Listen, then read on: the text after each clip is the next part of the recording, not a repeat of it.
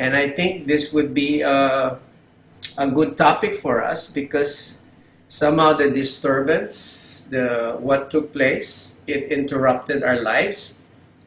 And I guess, I don't know, probably we put aside the things that we were meant to do. I remember also I was in the early days, I was thinking of putting aside certain things. I'll just do it when things would normalize.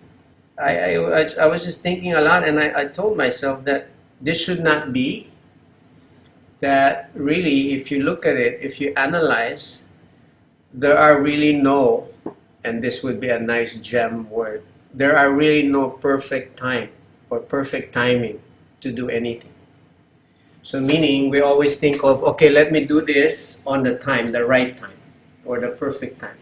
Let me get married when the time is right, when I have this, or let me get into something when I have this or have that, or when COVID is finished. But if you look at life, and in general, if you look at it from your world, where you are right now, from other countries, there's always disturbance, you know?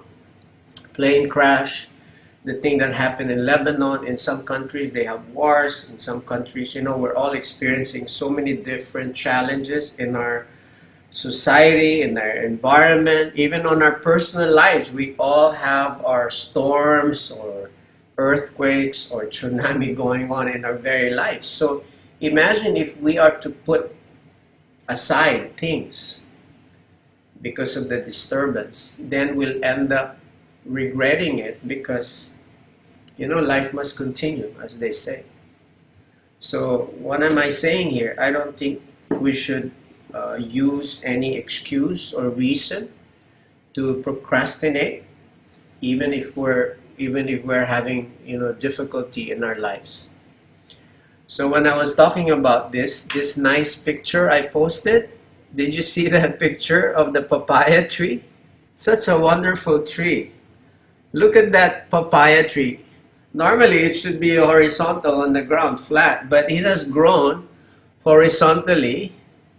Okay, he doesn't have any soil, pretty much is going on a hollow blocks concrete wall with few little soil.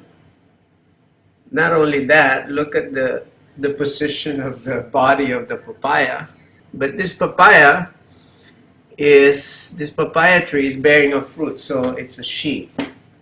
Look at her condition. Despite her condition of difficulty, despite her difficulties, she is still very fruitful. That was a nice gem, isn't it? Despite her in that difficulty, she is still being very fruitful.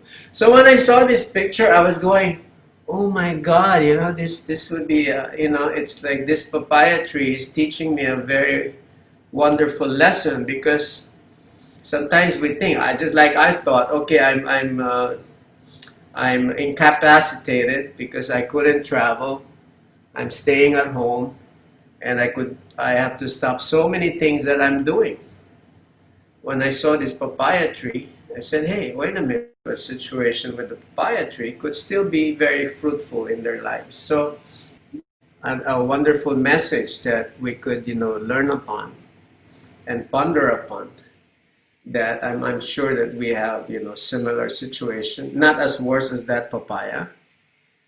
But despite that, you know, we can actually move. So let's not hold on to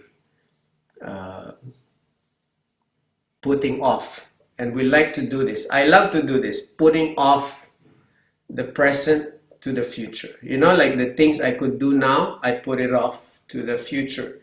I think the word in English is procrastinating, right? We put something, oh, I'll do it tomorrow, I'll do it.